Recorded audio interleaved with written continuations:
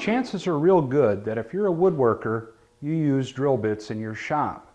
Now, one of the workhorses in the drill bit family is considered the standard point twist drill bit. Now, that's one tool we're going to take a look at today and how we can go about sharpening it without spending $100 or more on a sharpening jig. Now, we will be using our standard bench grinder to do all this grinding and sharpening, but as you'll see, it goes actually quite quickly.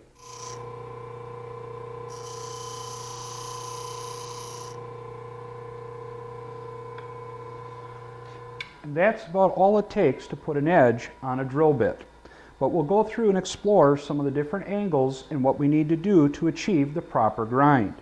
Now, this particular drill bit obviously has the factory grind on it. This came right from the factory with no resharpening in between.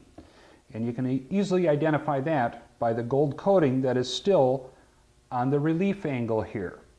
Now, of course, this gold coating is what they call a tin coating, and it's titanium nitride, and it's supposed to improve the performance and keep the tool from overheating. Frankly, for woodworking, it's probably a bit overkill. This is more for metalworking applications.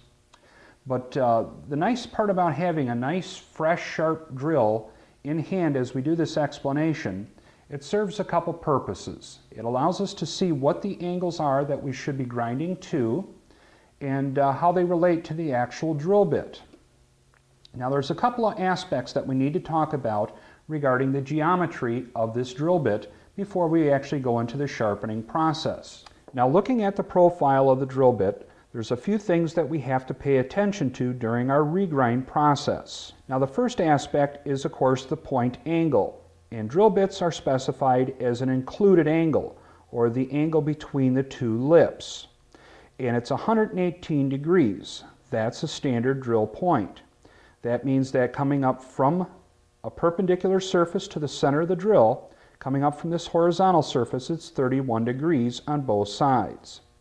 Now, another very important aspect when sharpening by hand is to make sure that you keep both lips the same length. Lip 1 must equal lip 2. If one of these is longer than the other, the drill is going to drill oversized because it'll be wandering around in a circle as opposed to drilling directly through at the center point. During our sharpening process, we not only have to make sure that we get that 31-degree angle coming up from the horizontal and that both lips are the same length, we have to provide clearance for the drill to actually cut. And that's in this relief angle back here. Now, it almost looks like this continues on a straight line going back. However, it's coming back at a slight angle, or going up towards the shank of the drill. Now, that is your clearance angle or relief angle. Now, we can't exaggerate that and actually make that relief angle larger than what is standard. And that's an easy way to do the sharpening. Now, if we were cutting steel or some other very hard material, we wouldn't want a lot of clearance back here because that weakens this area of the drill bit. So in our case with woodworking and sharpening by hand, we can actually get away with quite a bit of extra relief clearance back here. Plus, in woodworking, we are drilling more aggressively than you would in steel. Now, just to quickly go over a couple of the components of the drill, this surface right here is called the chisel edge, or the lip of the drill. This angle coming back is the relief angle. The angle of the flute coming up in this axis here, going up towards the shank of the drill, is called the helix angle. You will notice that on most drills, there's a shiny surface right behind this edge, and then it kind of drops down into a smaller area back in here. This shiny surface, or this land area, is called the margin. Now, as with all twist drills, they terminate at the point with what is called a chisel edge. It really doesn't do much in the form of cutting. It's more of a scraping action right here in the center. The thickness at this point is called the web of the drill, and there are techniques to thin out that web on large drills so that it cuts more freely, and we'll also show you that technique. Now, in regard to sharpening, there's three angles that we have to pay attention to when we're actually performing the grinding operation. We've got, of course, this 31-degree angle here, or the 118-degree included point angle. And that angle is controlled by how we present the drill to the grinding wheel in this fashion, the grinding wheel being right here. Now if we of course hold the drill way off to the side, we're going to end up with a very pointy drill. If we hold the drill bit square off the front of the grinding wheel, we're going to end up with a very flat bottom drill bit. So this is controlling that point angle. Now the next angle that we have to concern ourselves with is the relief angle, and that's the area behind the lip, and that's best shown over at the grinder where we'll be doing the sharpening operation. Now if I tilt my drill bit down like so when I'm grinding against the wheel, I'm going to be creating an angle coming down this direction, and that's opposite what we want. What we want is to have the drill angled up slightly, so that as we do our grinding operation we can come down like so, and in this area all we're doing is grinding relief, and as I raise the back of the drill bit up, eventually we'll just come in contact with the cutting edge of the drill bit, right at that lip there. So we're going to start out relatively high, come down, until we finally see some sparks coming across the lip of the drill. Now this time to go from this point to this point is only a couple of seconds. We'll start out, drop it down to this point, we'll see the sparks. Then we'll spin the drill around 180 degrees, and that's our third angle that we want to pay attention to. And that's more in how you hold the drill bit. Now the drill has these gullets in it, the flutes, and that makes a very good way to hold on to the drill with your fingers. Now if I bring this tool into contact with the wheel, obviously it's stopped. Now what I want to do is just line up this way the angle on the lip so that it's flat with the wheel. Now once I find that spot, I'll try to remember that position with my hand. Now all I have to do is open my two fingers, spin that drill 180 degrees, grab back on in those flutes, and I've got my flute lined up perfectly, or my lip angle lined up perfectly with the wheel. Now what I'm talking about there, we need this surface right here to be horizontal to the wheel. We don't want to present it to the wheel rotated up or rotated down. We want that lip to be perfectly horizontal to the wheel as we present it. So let's take a look at it from an overhead view, and we'll show you these angles again, and then we can go right into sharpening on this drill bit. Now the point angle is controlled by how I approach the tool to the wheel in this fashion.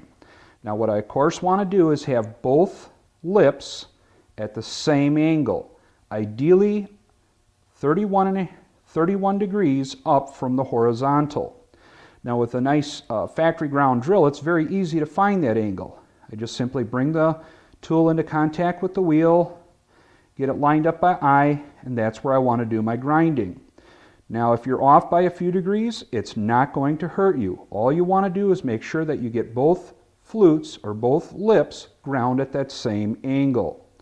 Now once I get it positioned like so, then I can rotate, release my fingers and rotate that drill 180, grab back a hold in those flutes, and I can see that my flute and my lip edge is lining up perfectly with the wheel. Now we're ready for some grinding. Now you'll notice I'm going to start up high, and then I'm going to rotate the drill down. I'm not spinning the drill in my fingers. I'm just coming straight down like so. I'll spin it 180 and then come down again. And what I'm watching for is for some sparks to come over the front edge of this lip, and that will give me an indication that I've come down far enough on this rotation. There they are. Very, very subtle. And there we are again. Now you'll notice that I've got a pretty decent grind so far. There's a slight hollow right here, and perhaps another very slight hollow right there. So we'll give it one more shot.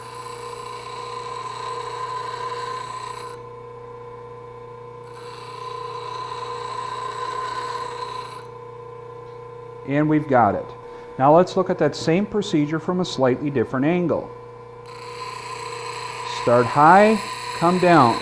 Now you may not see a lot of sparks come over that lip. You may actually just see the gap close up between the lip and the wheel.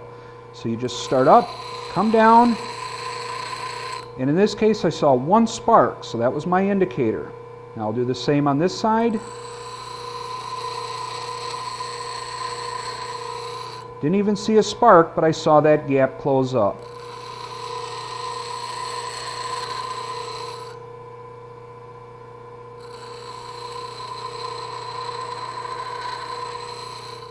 Now what we need to do is measure our two lip lengths to make sure that they're equal. So I'll pick a spot, for example, this spot right here on our chisel point to this point right here at the diameter of the drill. And I'll just use a scale, line that up as best I can, trying to keep the scale parallel to the lip. I'll make a measurement. I'll spin it 180 and make another measurement. And it looks as though I'm within probably a few thousandths of an inch of having exactly the same lip lengths. So that tells me we did a pretty good job on sharpening this drill. Now we can compare our hand sharpened job to the factory job. Now I've got both flutes exactly the same length. The angles are at 118 degrees or 31 from horizontal. But the one big difference is the amount of clearance that I've put on my relief angle. Notice how this one rolls way back and this one is darn near horizontal. As I mentioned, in woodworking we generally cut more aggressively in wood than you can with steel. So having this extra clearance back here is not going to hurt you, as long as you don't get carried away and try and follow that clearance angle back with the helix angle of the flute, way down like so. You don't want it to be overly aggressive, but a little extra clearance is not going to hurt you. The final test is to, of course, drill a hole and measure it to make sure that our drill is, in fact, cutting on size. Now this was a 1/2 inch drill, so it should be cutting roughly a 500 thousandths diameter hole. And as I measure this with my dial caliper, I'm getting 502 thousandths of an inch. So I would say we did a pretty successful job of putting an edge on that drill bit. Now this particular drill bit that we've been sharpening so far is only a 1/2 inch diameter, so its web thickness is relatively small. As I just measured it, it's 76 thousandths of an inch, a little bit more than a 1/16 of an inch thick. However, there are times when you want to thin out this web portion. And it's a very easy process on the bench grinder as well. Now when I do that, I'm also going to show you a technique that allows you to use these twist drill bits on sheet metal as well. And the only real trick to that is, if I swing this drill around and get you the right angle, when you're drilling thin material, even 1/4 inch plywood and so forth, you'll notice that oftentimes once the drill bit breaks through, the material has a tendency to ride up the flute or ride up the drill, because in effect the drill is nothing more than a long screw. So what we're going to do is take this helix angle and make it negative. Right now it's very positive. As the tool breaks through the material wants to ride up that helix angle. So by grinding a straight up and down edge on the front of that lip, we can eliminate that helix angle and allow this drill to cut properly and safely in thin materials such as thin plywoods, veneers, and even sheet metal. Now I would like to point out that thinning the web is not something you have to do. It's only something that you would do when you need it, such as drilling thin material, or if you've got a very large drill that has a very thick web and you're drilling through some hard material and the drill won't feed in properly. Now all of this work, thinning the web and making a negative helix angle, are done on the corner of the wheel in this fashion. And we'll try to show you as many angles as we can while we're doing this grinding procedure so that you can see how I'm approaching this tool to the wheel. Now the first thing that we need to talk about is the angle that we'll be doing it. Now to thin out the web without affecting the helix angle, what I want to do is bring the tool in more at an angle like so. I don't want it straight like this. I want to bring it back and hook it around like this. Now this flute, or this lip, the one that's pointing down that we'll be actually working on, we want it open. We don't want it straight up and down against the edge of the wheel. We want to twist it a little bit so that it's pointing back in this direction. That way we won't affect the face of this lip. So all we're really going to do is just come in at this point with the corner of the wheel, drop it in, spin it 180, and drop it in again. And that will take out a small area on each side of that web. Now to quickly point out what we're going to accomplish in this step, we want to thin out the web. We don't want to change the helix angle in this area, so we don't want to do any grinding on this surface or on this surface. We only want that grinding to occur right here in the web area. Now in order to accomplish that, as I bring my tool into the wheel like so, I have to make sure that this lip is pointed away from the edge of the wheel, and I just have to bring it in at a slight angle in this direction. So I'm just going to bring it in, bump it, spin it, bring it in, bump it, and that'll actually do the trick.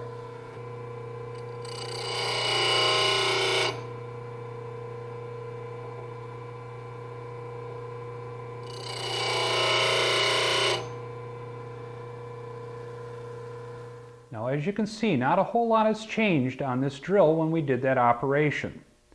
Right here is the area where I was grinding away, and that effectively thinned out the point on the drill. And you might actually recognize this as what some folks call a split point drill. It's really not a split point, but it gives you the effect of a split point. It allows the center area of that drill bit to cut more efficiently. Now let's take it one step further and put that negative angle on the helix angle. And of course that grinding is done right here on the face of the lip. Holding the tool against the wheel is almost done exactly the same. It's just that now we're going to grind this area more so than we are in the corner area up near the web. Now in this particular case, as I mentioned, what we want to actually do is grind this face here so that instead of following the helix angle, it's more parallel to the center line of the drill bit. To do that, what I need to do is hold the drill bit almost straight in line with the wheel, and I need to make sure that the lip, or the face of the lip, is going to be contacting the wheel. And then I'll just bring it in, bump it up against the face, spin it 180, bring it in, bump it up against the face, and then I should see a flat area on the face of both lips.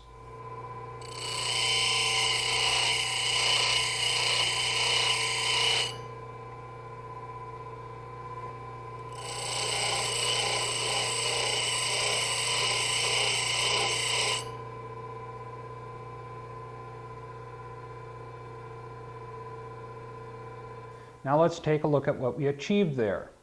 Now notice right in here, it's very shiny by comparison to the dull gold color down in here.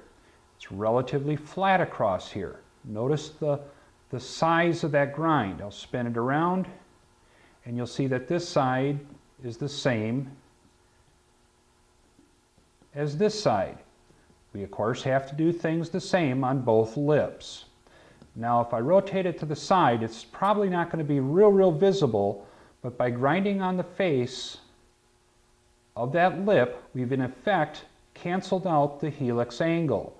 Now the drill becomes somewhat negative and it has less tendency to draw itself into the work when we're drilling thin materials.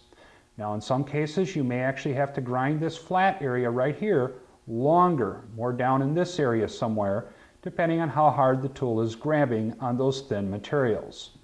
But again, thinning out the web and creating a negative helix angle are two optional steps only needed in special applications. The grinding of the actual drill for sharpening is more a function of working on this relief angle in this area, making sure that we've got both lips the same length. If they're not, it won't cut on size. The 31-degree angle, or 118-degree included angle, is important, but it is not as critical as making sure that both lips come down at the same angle, equal to each other, and that their lengths are the same. And that will give you a very successful sharpening job on your drill bits. Well, that wraps up this discussion on how to sharpen a twist drill bit. With a standard 118-degree point, we also showed you how to thin out the web, and of course to create a negative helix angle so that you can drill through thinner materials more safely. Now again, just a few pointers to make sure that you understand. Try to get that 31 degrees on both lips. Make sure that they're both the same length. If they're not, your hole's going to drill oversize, or your drill will drill an oversized hole rather. Take your time. If you get to rummage sales and so forth, try and pick up a couple of old clunker drill bits and practice on those. You may be able to pick up a whole set for a few bucks, and boy, that sure can make for an economical way to learn how to sharpen drill bits. Now, as you know, there are many different types of drill bits that we use in woodworking. We've got Forstner bits, which are probably the second most common, and then finally brad point bits and bullet point bits. Now, the brad point and bullet point are very tricky to sharpen. However, Forstner bits are really not that difficult, and we'll address those in a future issue of Woodworking at Home magazine. I'm Chris DeHut. Thanks for watching.